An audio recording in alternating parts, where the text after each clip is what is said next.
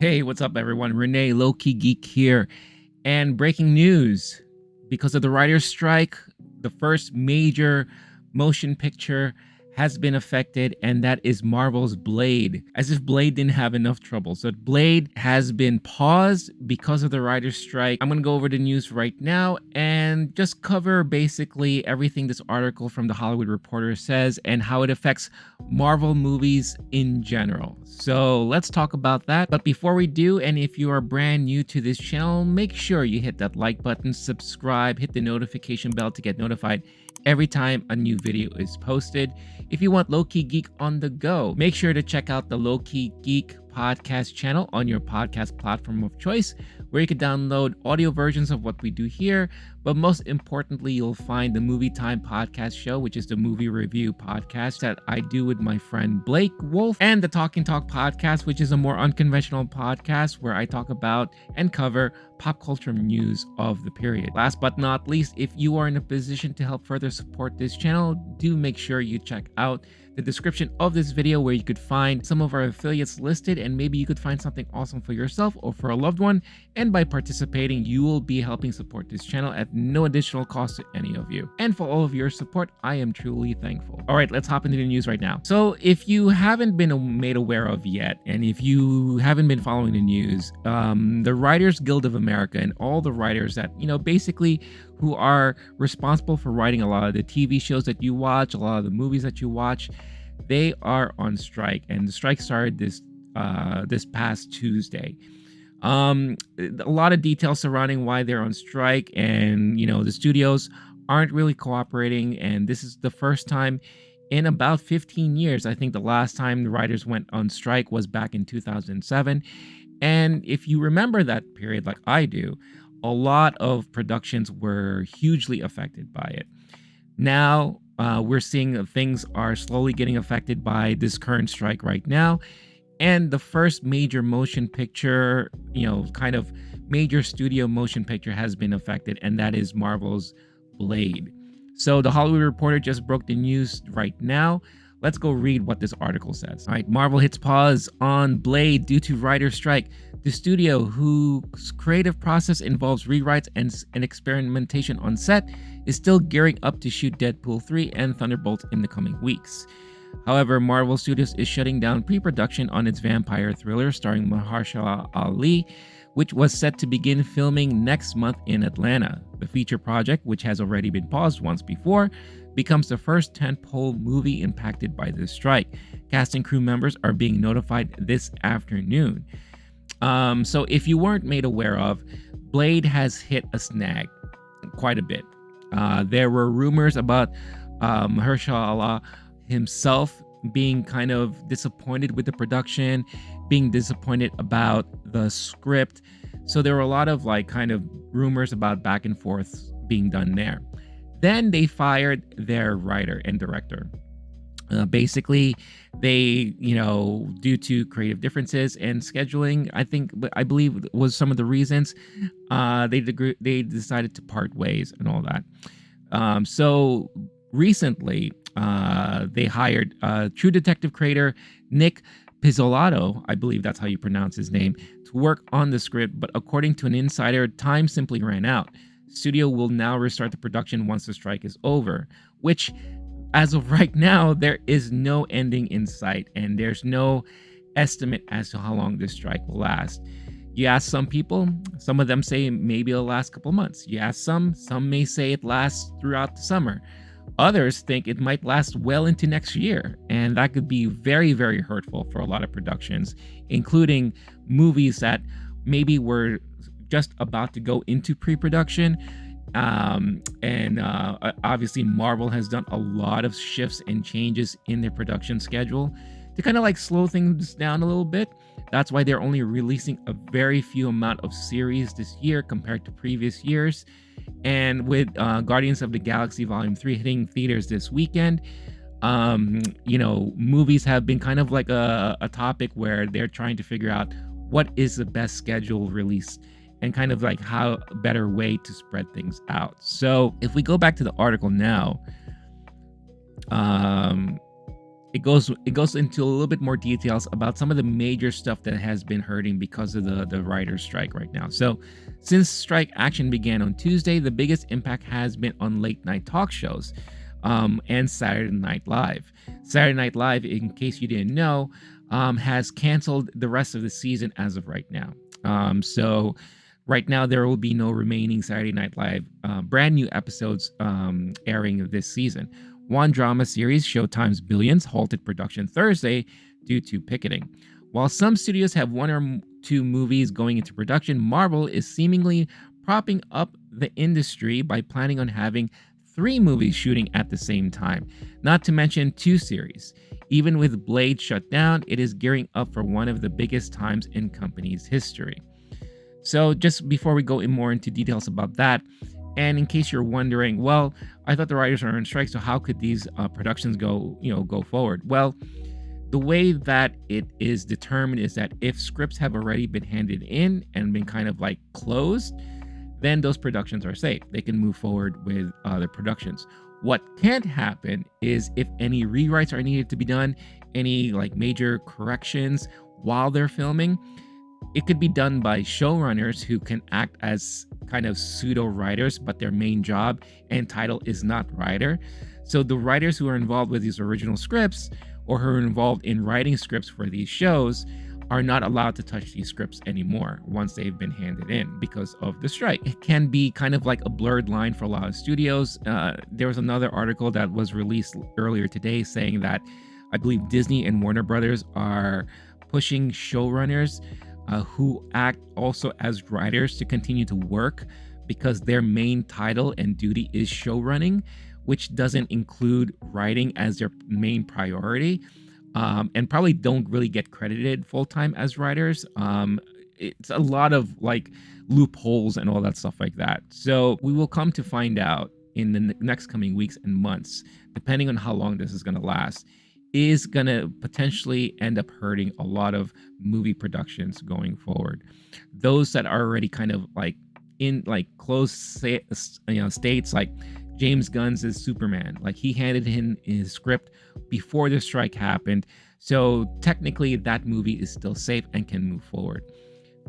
Shows that are already in production, post-production, they can continue to move forward because all that means is that they're doing visual effects, editing, and everything. So, for example, like Andor is still moving. Andor season 2 still moving forward because of them being in kind of post-production mode right now. It's already been kind of filmed. Tony Gilroy said he's there just to kind of oversee some edits, but he's not writing anymore. He's not doing anything with the script. With all the things and shifts happening, mainly because of COVID, Marvel finds themselves in a situation where there's going to be a lot of production that was supposed to be planned for this year and next year, with a huge bunch of stuff happening in their movie division.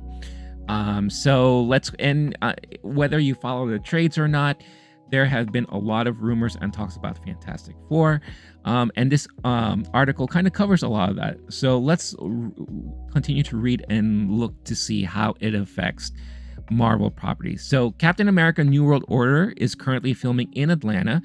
The TV show Agatha Coven of Chaos is also shooting in Atlanta, while fellow series Wonder Man is filming in Los Angeles. Deadpool 3 is expected to go in front of cameras later this month in London, while Thunderbolts is to hit Atlanta in June as of now. Thunderbolts still appears to be on track.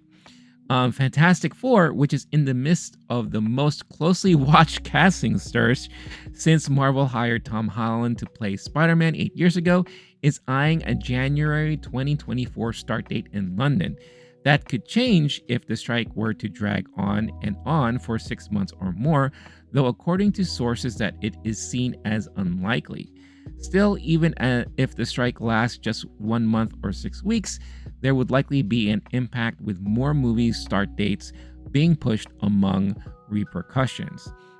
The article continues to go on and say there's $1 billion net in production costs that are exposed because of the strike. That's certainly a concern, says one source involved with Marvel's current slate of projects regarding those in or about to go into production. Most big budget blockbusters are known for having script evolve during production. Marvel, however, has a more acute reputation for having script pages flying off of the typewriters during filming, and the strike will mark an uncharted territory for the studio, which is used to have a writer on set to rework things on the fly, which again is stuff that I've kind of mentioned before, where it's going to be very weird and different for studios because they're not allowed to have writers on set to rewrite things, to correct certain dialogues or whatever the case is. And this is maybe the point where, are they going to just stick closely to the script itself, or improvisations? How is that going to work? Are they going to have other people, maybe directors, kind of like putting in their 2 cents and saying, okay, maybe let's do it this way, or change things up without writers being involved? Who knows, right? The article continues to say that on the $1.91 billion grossing Spider-Man No Way Home, stars Tobey Maguire and Andrew Garfield's deals were completed weren't completed until around December 2020, more than a month into filming. Writers Chris McKenna and Eric Summers spent Christmas reworking the third act to include the Spider-Man actors who gave input on the script.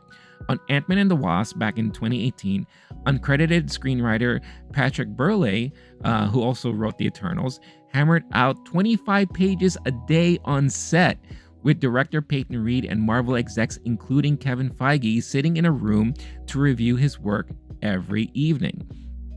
Studio execs may take comfort in the 2020 WGA agreements A through H clause, which gives some leeway for a producer or director to cut a script for time, change technical or stage direction, and most notably make casual minor adjustments in dialogue or narration made prior to or during the period of principal photography. Again, like I mentioned, this may be the moment where we're actually going to see more of that, more of the director, maybe a producer stepping in and changing notes, changing dialogue, changing certain direction and all that. Everything that is covered in the script, we may start seeing more and more of that input, which could be maybe beneficial or very hurtful to the entire production. Who knows? In the past, we've always been arguing about studio interference on movie sets and movies, and kind of hurting them in the long run. So could we see more of that, and could that hurt things overall? It is TBD at this time, right? So the article continues saying, as observers note, no one can't create a new third act that suddenly has 2 new Spider-Man in it. Yes, you could potentially make enough changes to keep a story on track if you read that clause generously. One pressing concern is Captain America. Since it is currently shooting, one rival production executive theorized that Marvel will shoot what they can, then wait for the reshoots, which are, in the Marvel manner, already baked into the production process. As for the films going into production soon, Deadpool 3 is up first. The article continues to say, star Ryan Reynolds is known for working as a writer on the films he produces and stars in, either uncredited or, as in the case of Deadpool 2, credited. Under the current strike rules, while a non-writer, director, or producer can make small adjustments to the script under the A through H clause, a writer such as Reynolds would not be allowed to. That's certainly a change from the norm from his other times as Deadpool. Before he was a powerhouse writer and producer, Reynolds played Deadpool in 2009's X-Men Origins Wolverine, which was filmed during the last writer's strike. So we were in the middle of production, there were no writers, no anything, Reynolds said of the Wolverine movie in 2016. Every line I have in the movie, I just wrote myself, because in the script we had, it said, Wade Wilson shows up, talks really fast. I was like, what? What am I supposed to do with that? So again, interesting tidbits of how things like this work. We're given another example of what happened during the last writer's strike, and how, actors, studios had to go around things like that. And this is such a great article, and I'm really glad it was put together. It was really put together because it helps us understand kind of the repercussions involved in all of these things, especially to someone who maybe is not familiar with the inner workings of Hollywood production, when it comes to movies or TV. So this is a great read so far. Okay, the article continues saying, Thunderbolts hails from regular Marvel favorite Eric Pearson, known for penning Thor Ragnarok and Black Widow. Like other Marvel writers, he finds some of his key moments during production. In 2020, Pearson recounted how a signature Black Widow dinner scene amongst the core characters, played by Scarlett Johansson, Florence Pugh, David Harbour, and Rachel Weisz, was made possible due to rehearsals he had with his actors, followed by rewrites he made on the fly. Beef creator Lee Sung-jin is the current writer on Thunderbolts. So again, things like I've mentioned before, studios who are very familiar and very used to doing rewrites, on the fly during production, during key moments where they're maybe listening to dialogue being said in a group setting for the very first time. It's very well known that rewrites can happen on the fly in the room, maybe a day after when they're looking at the dailies and saying, hey, I don't like the way this kind of flowed. Maybe we need to rewrite certain things. So with Marvel going to production with some of these projects, it does, for me personally, it does sound kind of concerning that any kind of changes are going to be now led to producers, directors, and not saying that they're all going to be bad or maybe not work out as great as maybe having a writer on set would be. But it goes back to the argument about how much studio interference you want in these productions, right? And how can that hurt or possibly improve a certain project, right? Are we going to start seeing maybe Kevin Feige more involved in a lot of these productions? He's already stretched so thin, and I think that's one of the reasons why Marvel is suffering right now, because of all the content that we've been getting in the last couple of years and kind of, creating this fatigue. So with Feige, trying or attempting to kind of, spread things out a little bit more and stepping back, having him more involved again, how is this going to affect things moving forward? It's going to be really, really interesting to see how that's going to work out. We're not done with this article yet. Again, they had a lot of good stuff in this article. So Sony's Marvel feature Venom 3 is expected for a London shoot in the coming months from first-time director Kelly Marcel, who penned the script from stories she developed with frequent collaborator and star Tom Hardy, who has the story by credit. Hardy is also known for coming up with ideas on the day, such as a notable scene in the first movie in which his character Eddie Brock gets into a lobster tank. The lobster day was utter chaos, Marcel said during press for Venom 2. You'll find 4 or 5 of those in this movie. The movie clings to that feeling of joy and fun and madness. The last director's strike impacted multiple tentpoles, for some for the worse. Star Trek 2009 writers Roberto Orci and Alex Kurtzman were on set thanks to their roles as executive producers, but under the rules at that time, they could not change the script. All we could do was sort of make funny eyes and faces at the actors whenever they had a problem with the line and sort of nod when they had something better, Orci said in 2009. Star Trek was a hit with critics and audiences. Other tentpoles of the era were not as lucky. Transformers Revenge of the Fallen and G.I. Joe The Rise of Cobra, oh god, that movie was awful, are among those whose creatives have spoken ill of. Look, I'll be honest, I fucking hate that movie. I hate that movie, star Channing Tatum once said. I don't blame him. Again, that movie was awful. It was trash. Now this next story, I know for a fact was a huge blow during the writer's strike. James Bond feature Quantum of Solace is perhaps the most famous casualty of the WGA strike. Considered the low point of Daniel Craig's tenure as 007, it went into production without a completed script. On Quantum, we were fucked, Craig said in 2011. We had the bare bones of a script, and then there was a writer's strike, and there was nothing we could do. We couldn't employ a writer to finish it. I say to myself, never again, but who knows? There was me trying to rewrite scenes and a writer I am not.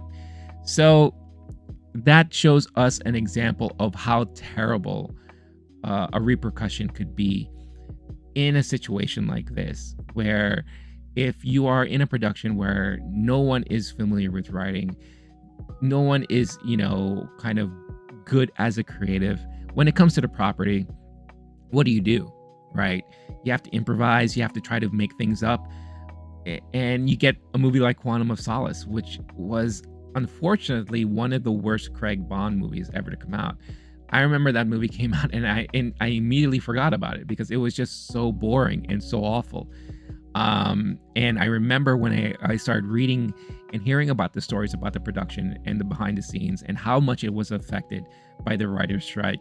It was just terrible. It was just very, very unfortunate. But it goes to show you how important, writers are. And that is something that I've always grown to believe. Ever since I've been a fan of movies, ever since I've been a fan of comic books, video games, it's always about the storytelling. And for me, I knew right away how important the writers are when it comes to that storytelling. I used to write way back in the day. I used to do poetry and write short stories. Things I do here on the channel, I semi-write myself also. I have to prepare kind of an outline of things that I do, things to talk about. So I know how important it is to write stuff. And without a lot of these writers who are severely underpaid and mistreated, a lot of the stuff that we love to watch, whether it be on TV, streaming, in the theater, on DVD, whatever the case is, it would not be possible without these writers. So it's just something to really think about when you're hearing about all of these news that's popping up this week. The article concludes, as for Marvel, it enters new phase with its relationships and with writers during this time. The first Iron Man concluded filming in June 2007, 5 months before the strike. Now Marvel must contend with not only script challenges, but potential picketers as well. On Thursday, one WGA member tweeted a call to action, asking people to join them in picketing a Marvel production filming in the heart of Hollywood. The tweet, which has been deleted, was aimed at Wonder Man, which stars Yahya Abdul-Mateen II. In a meta moment underscoring this historic and fraught time, the series gives a superhero's perspective on the entertainment industry and centers on a Hollywood stuntman and actor trying to make it big in the movies. Now, I don't know, call me crazy, as the sun is like beaming in like so hard right now. I'm getting like the golden moment live on camera here for all of you. Is that what they call it? The golden moment or the golden time? The golden hour, I think that's what they call it. I could see Marvel during that production utilizing what's happening right now and kind of like including that in the show, because Wonder Man is supposed to be like a very satirical play and look into Hollywood, from a point of view of someone who's trying to become a stuntman, right? And that's what's going to make this Wonder Man TV series very intriguing and interesting. And how are they going to play on that? It's going to be pure on comedy for the most part. So those of you who are wondering, expect like another She-Hulk here. But I can totally see them utilizing what's happening now in their script and in their production, which will be kind of hilarious and all that. But yeah, I mean, again, that's a great recap of everything Marvel related. Of course, there's so many other studios dealing with a lot of stuff right now. WB and DC, they've been very confident, and they're like, Superman, which is kind of like the first film that they have on the books. James Gunn even said it himself. That script has been submitted. It's been kind of locked. So they're good to go there. But as far as other productions are concerned, we don't know. They're being very tight-lipped about it. I have a strong suspicion that a lot of these studios were expecting the strike to happen. So they were really hell-bent on making sure that a lot of the more near-term stuff has been solidified so they can move forward with production on some of the things they really want to put focus on for the immediate future. As far as things later on down the line, I guess we will wait and see, especially with how long this strike lasts. That's it. That's basically the news I wanted to break and talk about today. It's very important stuff to know about, especially if you are a Marvel fan, if you're a fan of movies and TV, if you're a fan of the industry. This is stuff that is going on right now, and this is stuff that it's good for you to know especially what's happening behind the scenes. So stay tuned. I'm going to be doing kind of like a best recap of everything that's going on, the latest updates from the WGA side, from the studio side, and kind of put them all together and just briefly talk about the current state of the debacle between the two, what's at stake, what is the major contention, what is causing the beef and the conflict. If you're interested to know all about that, stay tuned in the channel, and I'll make sure to provide a little update, a little video, a little recap of what's happening there. But thank you so much for watching. I'm curious, let me know your thoughts about everything that's going down right now. Are you disappointed to hear about Blade? I'm sure a lot of people are, but that production itself has been having a huge amount of issues. It's almost like it's cursed, right? Which is kind of fitting for the type of property it is. Let me know all your thoughts in the comments below about the Marvel stuff upcoming, Blade, and the strike in general. I would love to hear about from all of you your thoughts on everything there. But again, thank you so much for watching. Again, if you haven't done so yet, hit that like, subscribe, notification bell to get notified every time new videos are posted. Once again, if you want to hear Low-Key Geek on the go, check out the Low-Key Geek podcast channel on your podcast platform of choice, where you could find audio versions of what we do here, and most importantly, the Movie Time podcast show and Talking Talk, which is again covers movie reviews and pop culture news all at the same time. So definitely check them out and download and listen whenever you see fit. And last but not least, once again, if you are in a position to help support this channel and help this channel grow, definitely check out the affiliates we have listed in the description of this video, where you could possibly find something awesome for yourself or for a loved one or for both. And by participating and purchasing and attending events and all that, you'll be helping support this channel at no additional cost to any of you. And for all of your support, I am truly, truly thankful. That's it for me for now. Until next time, stay cool, stay classy, stay safe. I'll catch you all in the next one. All right, peace out, everyone.